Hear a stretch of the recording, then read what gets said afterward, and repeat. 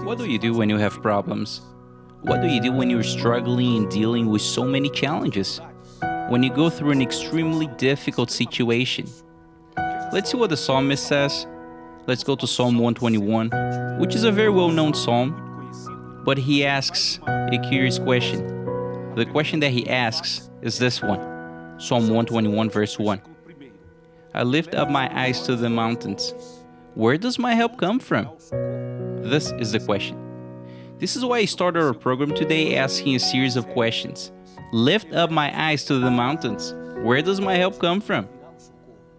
We're living in an age where we have professionals prepared to deal with each individual case.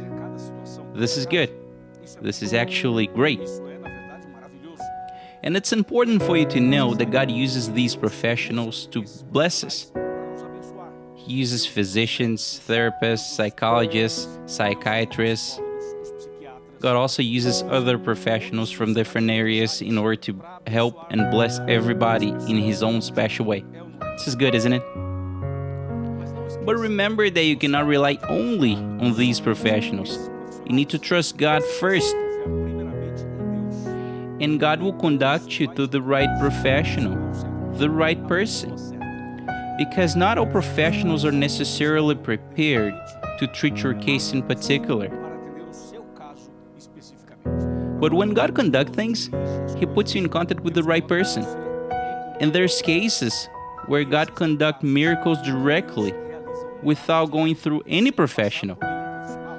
He can act in a direct way in your life, your heart, your family, without using any person, thing, or situation. He has the power to just put His hand and solve. He can do His work directly. That's why in Psalm 121 verse 1 we can find this question, and in verse 2 is the answer.